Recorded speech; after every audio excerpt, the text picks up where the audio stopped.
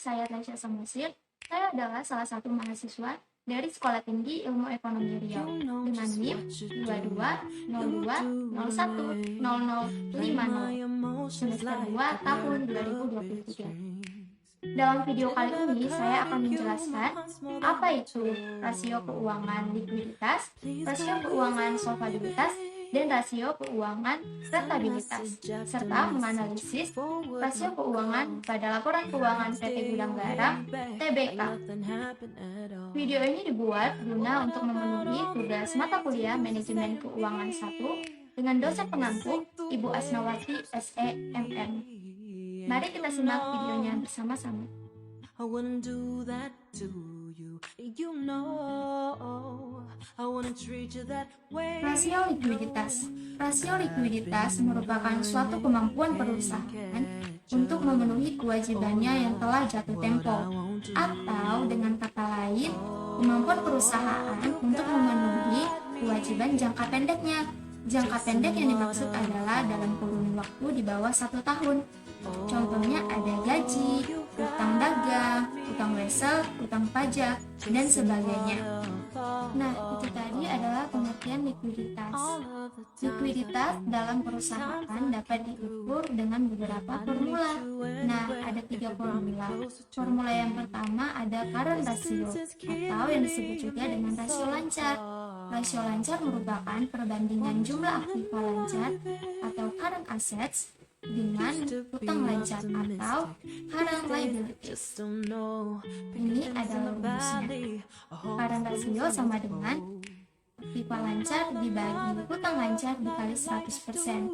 Kemudian ini adalah analisis yang telah saya lakukan di laporan keuangan PT Gudang Garam TBK tahun 2020.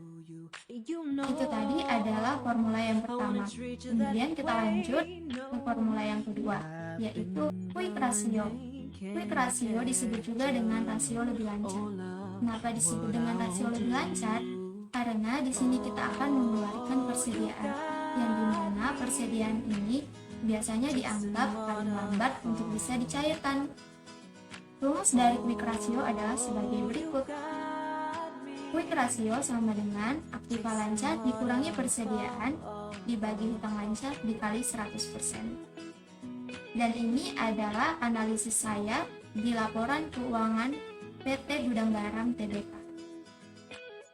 Selanjutnya kita masuk ke dalam formula yang ketiga, yaitu cash ratio. Cash ratio adalah rasio yang paling lancar. Rumusnya sebagai berikut. Cash ratio sama dengan cash dibagi dengan utang lancar dikali 100%. Dan ini adalah hasil analisis cash ratio saya di laporan keuangan PT Gudang Garam TBK tahun 2022. Itu tadi adalah beberapa formula yang digunakan untuk menghitung likuiditas suatu perusahaan. Langsung saja kita masuk ke rasio solvabilitas. Rasio solvabilitas adalah kemampuan suatu perusahaan untuk memenuhi kewajibannya baik jangka pendek maupun jangka panjang selama perusahaan tersebut masih berjalan atau berlangsung maupun sudah diberhentikan ataupun dibubarkan. Kemudian suatu perusahaan dapat dikatakan solvabel apabila perusahaan tersebut memiliki jumlah harta per modal yang tidak melebihi jumlah hutang. Untuk mengukur solvabilitas ada 2 formula umum yang digunakan. Yang pertama yaitu solvabilitas badan usaha. Dengan rumusnya sebagai berikut. SBU sama dengan total aset per total utang dikali 100%. Kemudian ini adalah analisis yang saya lakukan pada laporan keuangan PT Gudang Garam TBK tahun 2020. Kemudian formula yang kedua yaitu solvabilitas modal sendiri. Dengan rumusnya sebagai berikut. SMS sama dengan total modal sendiri dibagi total utang dikali 100%. Dan berikut ini adalah analisis yang saya lakukan di laporan keuangan PT Gudang Garam TBK. Rasio rentabilitas. Rasio rentabilitas adalah suatu kemampuan perusahaan untuk menghasilkan keuntungan atau laba selama periode tertentu dari segala harta yang dimiliki oleh perusahaan tersebut. Untuk menghitung rentabilitas ada dua cara. Yang pertama, rentabilitas ekonomi.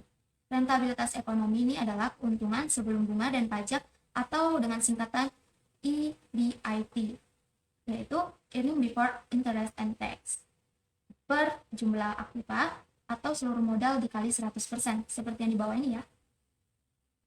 Kemudian yang kedua yaitu rentabilitas modal sendiri. Rentabilitas modal sendiri ini adalah kemampuan suatu perusahaan untuk menghasilkan keuntungan dari modalnya sendiri. Dengan rumusnya sebagai berikut, return on equity sama dengan EAT atau yang disebut juga dengan earning after tax per modal sendiri dikali 100%. Berikut ini saya cantumkan tabel dari analisis rasio keuangan PT Gudang Garam Tbk 3 tahun terakhir yaitu 2020, 2021, dan 2022. Demikianlah penjelasan saya tentang analisis rasio keuangan likuiditas, solvabilitas, dan juga rentabilitas. Semoga mudah dipahami dan dapat bermanfaat bagi kita semuanya. Terima kasih, saya Tasya Samosir, pamit undur diri.